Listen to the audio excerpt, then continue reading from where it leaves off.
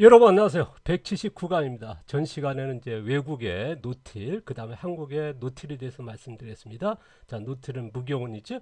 자, 오늘은요, 계속 이어서 농업기술 변화, 전문교훈과 부분교훈, 무교훈에 대해서 말씀드립니다. 이거에 대해서 어떻게 구분하고 어떻게 대응해야 되는지, 어떻게 또 대체를 해야 되는지, 이거에 대해서 말씀드리겠는데요. 그 차이에 대해서 말하겠습니다. 자, 외국의 전 시간에 얘기했던 외국의 노틸 농업은 부분경운과 멀칭 부분경운이 주를 이루고 있다는 말씀드렸습니다. 무경운이 있습니다. 그거는 아예 뭐랄까 터밭 정도, 작업 정도 아주 적은 규모고요. 대부분은 화학농이다 말씀드렸습니다. 유기농도 있습니다만 또 자연농도 있습니다. 그건 거의 국수수고요. 그래서 지금 외국의 노틸 농업이 기계화되면서 100헥타, 1000헥타까지 하고 있지 않습니까? 거기에 대부분이 뭐다? 부분경운과 멀칭 부분경운이다. 그 다음에 화학농을 하고 있다는 말씀 드렸습니다. 이거는 딱 맞지 않지만 이제 전체적인 뭐랄까 이 정도로 생각하면 좋지 않나 하는 저희 의견을 말씀드립니다. 그 다음에 이제 한국의 노틸농업 부분경운, 그 다음에 비닐 부분경운, 멀칭 부분경운, 무경운으로 나눈다. 이게 합쳐져서 노틸이 하지 않나 싶습니다. 아까 그 외국 같은 경우는 이제 부분경운과 멀칭 부분경운입니다만은 또 무경운도 이제 그 포함됩니다만은 어쨌든 지금 한국 농업에서는 이렇게 나누지는 않습니다. 대개 무경운 하면 무경운 하나로만 이제 생각하는데 저는 이렇게 네 가지로 뭐 더 확장시킬 수 있습니다. 제가 그런 얘기했습니다. 저는 이제 농사를 시작할 때 한 100가지 분류했다가 50가지 그러다가 20가지 분류해서 최소한도 이렇게 5가지 정도 분류해서 농업을 접근해야 하지 않나. 왜냐하면 기술적으로요. 다르기 때문에요.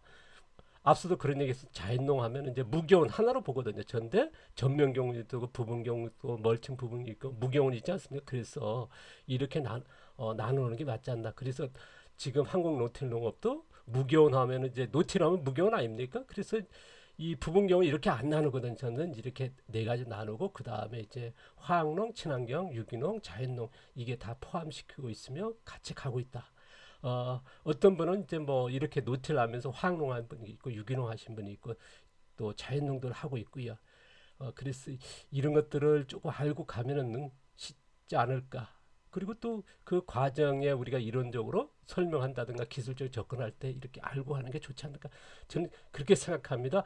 뭐 각계의 생각이 좀 다를 겁니다만은 아까도 말씀드렸습니다만은 노틸 하면 무경우니까 무경 하나로 해서 모든 걸 이제 기술적으로 접근하신 것도 있습니다. 이렇게 나눠서 접근했을 때 이 차이는 굉장히 크거든요. 그거에 대해서 오늘 얘기할 건데요. 자, 토양 경험과 정물 파종 기술 이제 구분하는 왜 구분이 필요한지 이거에 대해서 말하겠습니다. 아까도 말씀드렸습니다. 화학농, 친환경, 유기농, 자연농의 전면경운, 무분경운, 멀칭 부분경운, 무경운.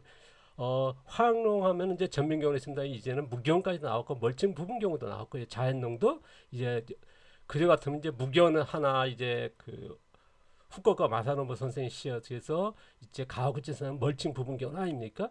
근데 최근에 이제 전면 교육까지 나왔으니까 그래서 이런 차이가 있더라는 거. 그래서 이렇게 기술적으로 나눠지지 않나. 어떤 차이냐면 더 얘기하면 토양 자생력 높인다 안 높인다. 전면 경험과 무경 차이는 굉장히 크거든요. 그래서 토양 자생력을 살린다 안 살린다 그 차이가 있고요. 뿌리 만들기도 마찬가지입니다. 병해충 발생, 풀 발생 이거는 과학적으로 이제 이따가 이제 제시할 건데요. 그 다음에 작물 양분. 우리가 이제 비료를 넣어서 비료 양분으로 작물을 키울 것이냐 아니면은 토양에 가져 있는 자생적으로 농지에서 양분을 생산할까 이런 차이가 있거든요. 그래서 이런 것들을 구분하지 않나 싶습니다. 아까도 있습니다만은 뭐 자연농업은 뭐 무경운 하나로 볼 거냐, 아니면 화학농업은 전면경으로 볼 거냐, 아니면 어, 친환경이나 유기농으로 할 때 화학농이나 뭐 멀칭 부분이 하나로만 볼 거냐, 뭐 그게 있습니다. 저는 이렇게 나눠야지 않나 하는 차이가 있기 때문에요. 그에 대해서 오늘 모르겠습니다. 참고하시란 저는 이렇게 생각한다는 말씀을 드려보려고 합니다. 자, 첫 번째 얘기로요. 토양 자생력과 작물 자생력의 차이입니다. 전면경은 부분경우는 약간의 그 뭡니까 이제 이쪽으로 멀칭 부분경 무경원으로 갈 수도 있습니다만은 어쨌든 그래서 관을 쳤습니다. 전면경과 멀칭 부분 무경원은 완전히 나눈다만은 부분경우는 약간 걸쳐져 있거든요. 그래서 이 관로 친 거고요. 보시면 전면경 할 때 토양 노출돼 있지 않습니까? 파가리 하니까요. 그래서 비가 오면 토양이 유실되겠죠. 그러니까 토양에 서식하고 있는 미생물, 동생물량을 감소할 것이고 그러다 보니까 토양 자생이 떨어지겠죠. 그러다 보니까 우리가 이제 전면경을 한다면 뭐겠습니까? 이제 미끄럼 우리가 이제 토양용 아니라 작물용 비료를 넣어서 그 양분에서 하다 보니까 뿌리 발생은 적겠죠. 그 다음에 작물 자생이 떨어질 것이고요. 그 다음에 이제 멀칭 부분 같은 경우, 무기형 같은 경우는 토양을 보호하고 토양 유신을 방지하지 않습니까? 바깥에 안 하니까요. 그래서 또 유기물 멀칭이 돼 있으니까요. 무기형도 마찬가지요. 그래서 미생물, 동생물 증가할 것이고, 그다음 토양 자생력이 높아질 것이고, 그러다 보니까 작물 파종에서 뿌리 발생이 높아진다. 그 다음에 작물 자생이 높아진다 하는 거는 이미 제가 앞서 그 노틸 농업에서 자세히 소개했지 않습니까? 오늘 또 그거에 대해서 얘기하는 건데요. 이런 차이가 있다는 게 저희 생각입니다. 조금 더 이제 보태면요. 우리가 이제 전면경과 이렇게 멀칭 부분경이죠. 여기다가 이제 또 씨앗을 직파한다면 무경이 될 것이고요. 또 여기다가 이제 바깥에 안 상태에서 노출된 상태에서 작물 심는다면 부분경이 될 거고요. 그랬을 때 뿌리 발생의 차이, 앞서도 얘기했습니다만 뿌리 발생의 결정적인 뭐냐 에틸렌 효과라는 말씀을 또 드렸습니다. 그 다음에 토양 자생이 높이는데 작물 자생이 높이는데 뭡니까 이제 뿌리가 발생하면서 거기에 뿌리에 기생하고 있는 뿌리의 양분을 뭐랄까요 그 숙주체로 삼아서 양분을 삼아서 살아가 있는 궁유균 뿌리 속에 붙어서 사는 그걸 이제 궁유라 했지 않습니까? 거기에 일종의 미생물 진균이라고 내놓는 그로말리한 효과의 차이 이것이 있다라는 말씀을 드렸습니다. 이걸 때문에 이제 뿌리 발생과 그 다음에 토양이 좋아지고 나빠지고 뭐니까 때알 구조 형성되고 풀 발생이라든가 병증의 발생이 주는 이거 과학적 근거가 있다라는 말씀을 드렸지 않습니까? 자 오늘 다시 한번 얘기하는데 그래서 이런 토양의 경우과 작물 파종이 이게 구분시켜야 되는 이런 차이가 있기 때문에 그래서 이제 다시 한번 말씀드리는 건데요. 앞서 얘기했던 내용입니다. 제가 이제 노틸 무겨운 상태에서 뭐랄까요 작물을 심다든가 파종했을 때 그럼 땅이 이제 굳어져 있으니까 이제 거기에서 뿌리를 내릴 때 장의 스트레스 그러면서 이제 뭐랄까 장의 뭐랄까요 호르몬 그런 것 같은 게 이제 발생하지 않습니까? 그때 그 뿌리가 굵어진다. 그래서 이게 과학적인 규명이 된 거거든요. 이때에 뭐랄까 장의 스트레스를 받으면서 호르몬을 방출하는데 거기에서 하나의 기체가 발생하더라. 그 기체가 뭐냐? 엔틸레이라고 하는 기체였고 그때에 뭐냐? 뿌리가 굵어진다는 걸 이제 과학적 소명됐다는 말씀을 드리지 않습니까? 미 농무부에 그런 자료가 나와 있다. 그래서 앞서도 그 미국의 농업을 소개하면서 제가 말씀드렸는데 그러니까 굵은 뿌리가 발생했을 때에 또 잔뿌리가 많이 발생하더라는 게 이게 또 과학적 규명이고요. 그리고 뿌리 앞에는 뭡니까? 아까도 얘기했습니다. 뿌리에 기생하고 있는 식물이 양분을 내놓는 뿌리 끝으로 내놓는 그 양분을 우존해서 살아가는 미생물 군균이라 했지 않습니까? 그래서 그 군균의 일종인 진균이라고 하는 미생물이 분비되고 있는 그루마닌 성분이 뭐냐 토양의 때알 구조를 높이고 보수성을 높이고 이제 이런 걸 위해서 뭡니까 이제 우리가 병충해라든가 풀 발생을 줄이다 이것이 과학적 규명이거든요. 미 농부부의 사라 라이트 박사에 의해서 규명됐고 이제 영국이라나 프랑스, 캐나다 그쪽에 보면 이제 또 연구 자료도 나와 있거든요. 여러 대학에서 나와 있고요. 그래서 노틸 농업 지금 현재 미국이나 캐나다는 이런 대규모 100헥타, 1000헥타까지 기계화되면서 이런 노틸 농업을 할 수 있는 권장하는 과학적 근거가 되고 있다는 말씀을 드렸습니다. 그래서 에틸렌 효과, 그 다음에 그로마닌 효과 이것이 이제 큰 뭐랄까요 경운과 이제 전면 경운과 무경운의 이런 차이가 있더라. 그래서 또 더 얘기하면 이제 부분 경운과 이런 차이가 있겠죠. 그래서 이런 다시 한번 이제 소개해 드리는 건데요. 이거는 뭐 어쨌든 우리가 이제 과학적 근거니까 우리가 과학적으로 접근한 것에 대해서는 뭐 모르겠습니다. 어떻게 생각할지 모르겠습니다. 어쨌든 저는 이제 이걸 신뢰하고 왜냐하면 그전에 이런 과학적 근거는 없어도 이걸 우리가 나타나고 있었거든요. 그런데 이렇게 과학적 규명이 된 거니까요. 그래서 우리가 이제 뿌리가 이제 많이 내리고 안 내리는 건 뭐냐 바깥에 했을 때에 뭡니까 경반층이라는 게 생기면서 20cm 정도 아닙니까 비료 났을 때 전데 우리가 바깥에 안 했을 때에 이렇게 뭐랄까 표토층을 지나서 신들까지 내린다고 하는 건 이미 뭐 알려져 있는 거니까요. 그래서 이런 것들이 차이가 있더라는 거. 그래서 구분한다는 말씀을 드립니다. 이거는 제가 이제 그 농가에 실증 시험했던 겁니다. 제가 이제 지난 10몇 년 동안 이제 창업 교육을 하지 않습니까? 이제 이틀씩 하거든요. 1박 2일 해가지고요. 이틀씩 하니까 거의 20시간째 하거든요. 그러면 1차, 2차, 3차, 4차 그런 식으로 하는데요. 그때 그쪽에서 이제 경상권의 그런 쪽에서 이제 교육 요청이 왔습니다. 그래서 그쪽 농장에서 했는데요. 그때 그 농장 쪽에서 이제 컨설팅 부탁합니다. 그래서 여기는 몇십만 평을 합니다. 그래서 제가 이제 완전한 노틸 저희 방식의 벼 재배 방법을 컨설팅을 하게 됩니다. 그래서 컨설팅 하고 나서 다음 해에 제가 이제 한 12월 달에 11월 12월인가요? 그때 이제 가서 교육도 하고 컨설팅 했었거든요. 그 다음에 이제 봄 돼가지고 여름이죠. 거의 돼가지고 이제 그 작물들을 뽑아서 직접 이제 비교한 겁니다. 여기에는 이제 여러 전문가들도 와 있었고요. 같이 이제 불러가지고 서울에서 불러가지고 제가 이제 같이 참관하면 왜냐하면 이제 확인해야 되니까 보시면 이제 일반 친환경입니다. 4번을 바꿔리하고 포트물 꽃같은 품종이고 꽃같은 포트물을 키웠습니다. 그리고 이걸 심었거든요. 여기는 완전히 제가 컨설팅한 논입니다. 여기는 완전 무견 상태. 가을에 수확한 다음에 이제 그 다음에 바깥에 일치 안 하고 한 번도 안 하고요. 그래서 그 꽃같은 표토는 꽃같은 묘종입니다. 그걸 심었는데 보시면 이제 우리가 그날 도착해서 이걸 현장에서 뽑아가지고 보니까 다들 놀래죠. 뿌리가 같은 이제 개수로 심었고 같은 기계로 심었으니까요. 그러니까 꽃 같은 건데 이렇게 분열이 차이가 있었고 뿌리 양이 달라졌습니다. 그리고 그날은 이제 많은 분들이 모이니까 이제 술 한잔 먹는다고 이제 일찍 이제 먹고 하다 보니까 사진 촬영을 다 못했거든요. 그래서 다음날 사진 찍었는데 놀라운 게 뭐냐면요. 여기 사진에 보시면 한 왼쪽은 어떻습니까?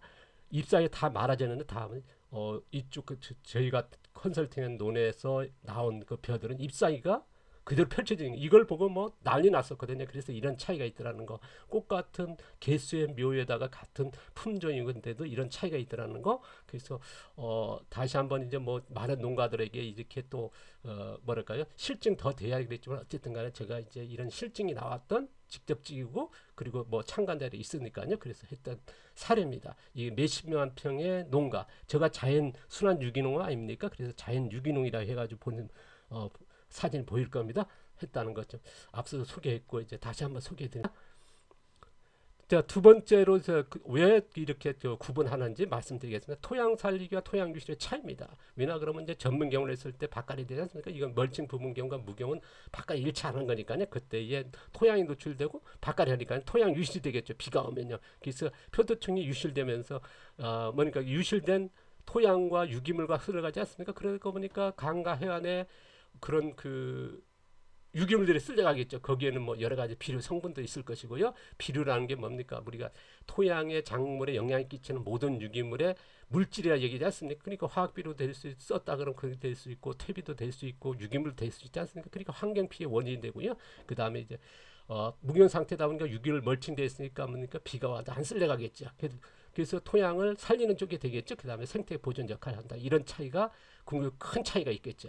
그러니까 토양이 노출되고 쓸려가는 것과 쓸려가지 않도록 하는 그 차이는 뭐 너무 큰 거 아닙니까? 그래서 이런 것들이 이제 비가 왔을 때 쓸려가는 이거에 대해서 누구나 보고 있지만 이 문제를 심각하게 들고 있거든요. 그런데 어쨌든 우리가 이걸 알아야 되는 게 뭐냐? 환경부에서 이 문제를 이제 지금까지 물 자원에서 얘기했지만 물의 왜 지금 녹조라든가 적조라든가 잼논 현상 심각하거든요. 그래서 이걸 조사해 보니까 1년에 41톤 쓸려간답니다. 1년입니다. 그래서 1년에 3cm가 쓸려가더라. 그래서 여기에서 어디로 가느냐? 하천과 강이 가면서 그런 녹조라든가 적조에 영향이 끼치다라는 게 이제 확실히 나왔고요. 과학적 근거로서. 그래서 1년에 쓸려가는 게 3cm가 뭐냐? 600년에서 1000년 걸리나. 이거는 뭐 토양에 따라서 틀립니다만 이런 영향을 끼치고 있더라는 게 환경부의 정식적인 대학을 통해서 이제 조사된 거거든요. 그래서 발표하고 있거든요. 그래서 우리나라 전국토 같은 경우는 이제 32톤이랍니다. 동천진흥청 발표도요. 그래서 아까는 이거는 이제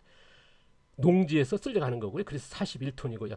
경사지 같은 경우는 80톤에서 100톤이라고 그러냐. 그래서 이렇게 쓸려간다는 거. 이게 쓸려가는 게 어디가 있습니까?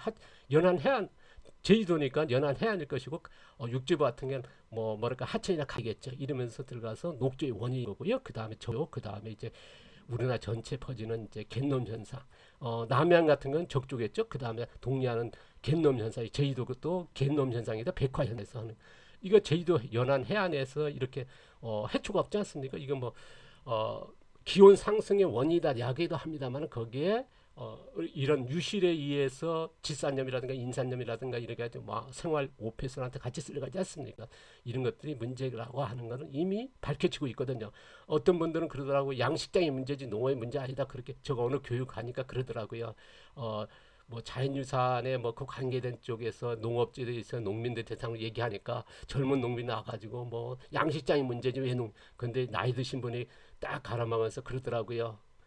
우리가 비가 와서 쓸려가는 거 아니냐. 이건 사실은 인정하고 하자. 그래서 이제 웅성웅성한 거를 이제 뭐랄까요? 정리하시더라고. 그래서 참 이런 거 얘기 꺼내기 힘듭니다. 안 받아들이시는 분도 있고요. 저는 이제 어쨌든 이런 것들을 저는 저의 생각을 드리는 거니까요. 자, 세 번째입니다. 자, 비료 사용입니다. 자, 전면경을 쓸 때 우리가 보통적으로 전면경 같은 경우는 이제 작물용 비료 아닙니까? 화학 비료라든가 퇴비 같은 거 있지 않습니까? 그다음에 이제 멀칭 부분 같은 경우는 이제 비료라지만은 유기물 같은 거 쓰지 않습니까? 그래서 토양을 토양 사는 것보다는 작물 키우기 위한 작물용 비료 아닙니까? 그러다 보니까 이제 토양 속에 집어넣겠죠. 그러니 인공적으로 집어넣는 거고 아니면 유기물, 복토 경험 같이 이제 무슨 나무 낙엽이라든가 나무 같은 집어넣고 그것 또한 토양 살리기보다는 작물 키우기는 목적이거든요. 그러다 보니까 인위적으로 작물을 양분을 공급하는 효과를 내기 위한 방법이거든요. 이런 비료 사용의 차이가 있다는 거. 그 다음에 토양을 보면 토양 살리기 위해서 토양 비료 쓴다는 거.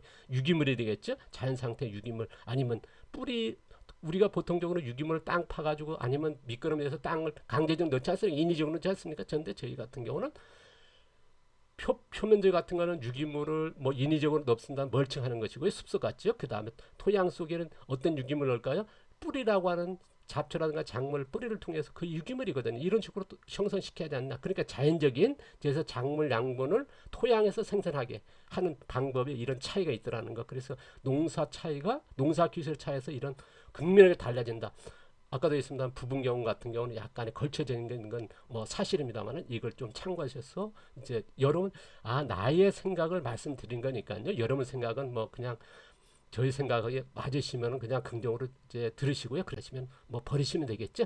자, 좀 더 이어서 말씀드리면요. 작물용 비료 우리가 보통 그런 발효태비 같은 화학 비료 같은 거 들어가게 되겠죠. 그다음에 이제 뭐 토양 속에 또 집어넣는 뭐 아까 복토 경우는 그런 것도 포함될 것이고요. 그래서 작물 키우기 목적에서 넣는 거죠. 그래서 토양 자생력이나 작물 자생 의존하는 농사는 아니거든요. 비료 넣어지는 비료에 의해서 작물을 키우겠다는 목적의 그래서 작물용 비료 아닙니까?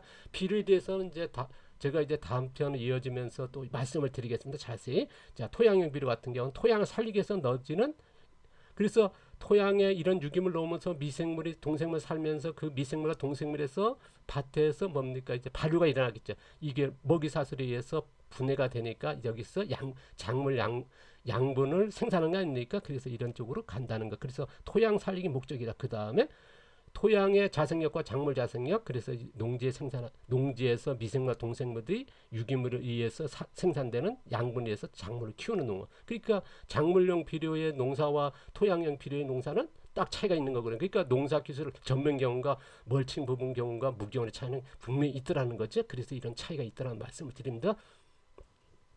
작물용 비료가 우리가 지금까지 우리가 보면 퇴비 같은 거 친환경 유기농 아니면 화학 비료 같은 거 30년 넘게 썼지 않습니까? 그런데 토양 자생력은 지금도 그런 얘기 합니다. 발효템이 넣으면 토양이 좋아진다. 아니면 이제 토양에 뭐 나무 같은 거 잘라가지고 뭐 그전에 우리가 과수원했는데 최근에 보면 이제 뭡니까 톱밥이라든가 그런 것들 우드치가 나가서 땅속에 묻은 이것 또한 뭐냐면 비료거든요. 작물 키우기에는 이런 것들을 작물용 비료 넣어서 30년 뭐 40년 했습니다만 토양 자생력이 좋아진다고 그걸 쓰고 있으면 토양 자생력이 좋아진 건 모르겠어 좋아진다 하고 하시는 분이 있습니다. 한데 결과물은 거의 제가 이제 만나본 데는 99%가 토양 자생력 좋아지지 않는다는 게 그게 제가 중론이었습니다. 모르겠습니다. 어떤 아까 차이가 있으니까요. 어떤 분들은 이제 자기 만족이니까 뭐 어쨌든 제가 생각은 듭니다. 자, 다음은요. 풀 발생률 차이입니다. 이거는 전분 경우과 부분 경우 멀칭 부분의 차이. 토양이 노출되겠죠. 그다음에 그러니까 토양이 자생이 떨어지다 보니까 미생물이 적을 것이고요. 미생물이 적다 보니까 뭡니까 뿌리도 적어지니까요. 그러면 그루말린 발생도 적어지고 그다음에 풀 발생이 많아지겠죠. 그루말린 발생이 많아짐으로써 풀 발생이 적은 이게 아까 제가 이제 과학적 근거 미국 농업의 사라 라이트 박사에 의한 그 과학적 규명에서 말씀드리지 않습니까? 그래서 토양 자생이 떨어질 것이고 그러다 보니까 손 제초한다 그러면 뭡니까 이제 제초제서가 토양 자생이 떨어질 것이고 손재주 같은 경우 노동량이 많이 낮아지겠죠. 그 다음에 멀풍준 같은 경우는 토양이 증가하니까 뭡니까 미생물 증가하겠지. 이제 그루말림도 증가할 것이. 그 다음에 풀 발생이 줄어든다. 이거는 이미 우리가 과학적 근거 이전에도 이걸 느끼고 있을 거예요. 그런데 과학적으로 이제 입증도 하고 있고요. 그래서 토양 농약 제초제 같은 것은 토양 자생이 떨어진다면 부분 경우는 멀쩡한데도 농약 쓰는 반이 있거든요. 근데 손제초 같은 게 했을 때 풀 발생이 적다. 토양에 노출됐을 때 풀 발생이 뭡니까 틈새없이 개수가 많은 거거든요. 근데 우리가 보통 멀칭 부분 냈을 때 풀이 띄엄띄엄 있는데 그게 커지거든요. 그러니까 또 멀칭돼 있으니까 수분이 되니까 굉장히 노동량이 적거든요. 그래서 이런 차이가 있다는 거. 풀 발생 적지만은 제초라든가 이런 것도 한다 그러면 되게 쉬워지겠죠. 이런 차이가 있다는 거. 그런데 농약 친다 그러면 아무 뭐랄까 큰 차이는 없겠죠. 어쨌든 이런 차이가 있다는 제가 말씀을 드려봅니다. 제가 일쪽으로 뭐랄까 지향하다 보니까 이런 쪽으로 뭐랄까 과정. 저는 이제 농사에 대개 보면 농사의 결과물은 생산이거든요. 근데 그 생산의 과정에 뭐랄까 과정이 어떻게에 따라서 굉장히 분명히 달라지는 것 같습니다. 그래서 저는 과정을 굉장히 중시하는 쪽이거든요. 대개 보면 이제 많은 댓글들이 결과물 핵심적인 뭔가 그 뭐랄까 프로그램화된 아주 짧은 그럼 뭐 비료템이 넣어가지고 딱 작물 키우면 되는 거를 그러니까 뭐 16절제 한 장이면 딱 농사 방법이 나와버리는 거거든요. 그런데 저 같은 경우 이런 과정이 좀 복잡하지만은 이렇게 간다는 왜 이 과정이 저는 이제 굉장히 중요하게 얘기니까요. 그래서 풀 화학 제거와 인공 차단, 그 다음에 풀 활용하는 세 가지 유형으로 나눌 겁니다. 아까 밭갈이 형태에 따라서 이렇게 또 지향하는 농사가 다르지 않습니까? 그래서 보시면 특히나 자연농 같은 경우는 이제 풀 제거 활용 한다는 말씀을 드렸습니다. 이거는 이제 가오구치 선생인데요. 되게 저도 마찬가지 이런 식으로 지향하는데 풀을 저는 같은 경우는 김매기와 절단하는 예초를 동시에 두 가지를 다 씁니다. 어떤 풀은 뽑을 때도 있고요. 김매기는 뽑는 것이고 예초는 뭐냐 풀을 베는 거죠. 그랬을 때 이 풀을 뭡니까 농지의 양분을 되돌려서 이것에서 농지에 있는 미생물 동생물에서 양분을 생산하는 거죠. 작물의 양분을 생산하는 쪽으로 활용한다는 거. 그래서 토양 자생력과 그 다음에 환경을 보건시키고 작물 자생 높이는 쪽으로 쓰는 거고요. 또 하나의 방법 많이 쓰는 거죠. 제거를 보면 비닐 아니면 이제 잡초 매트. 그래서 풀 발생을 차단하는 거. 그래서 토양 자생력은 상관없이 하는 거고요. 그 다음에 환경 피해. 그러니까 비료 뭐랄까 작물용 비료에 의존하는 거죠. 그래서 환경 피해를 있죠. 어쨌든 간에 뭐 이런 것들을 쓰는 건 그지 않습니까? 그 다음에 풀 화학적인 제거, 이제 뭐 친환경 제초제 아니면 화학 제초제 안에서 풀 발생했을 때 제거하는 죽이는 방법이죠. 그래서 이게 방법이 이 두 가지가 제일 많습니다만은 힘들지만은 저는 이제 풀 제거 활용을 합니다만 모르겠으나 어느 게 맞다 틀리다 그거는 이제 판단해서 쓰시는 거고요. 저는 어쨌든 풀 제거 활용에 이렇게 방법 있다라는 것만 이제 제가 소개하는데요. 다음 편에 이어 가지고 이제 비료하고 이제 풀에 대해서도 또 얘기할 겁니다. 풀에 대해서는 또 조금 깁니다만은 또 자세히 그 과정 저는 과정을 중시하니까 이거에 대해서 설 거고요. 그때 가서 다시 한번 여러분 만나겠습니다. 자 비료 그 다음에 이제 풀 이거에 대해서 계속 한다는 말씀드리고 오늘도 모르겠습니다. 도움된 것만 받아들이시고 뭐 한 거는 이제 버리시면 되겠지. 자 덥습니다. 건강 주의하시기 바랍니다. 감사합니다. 고맙습니다.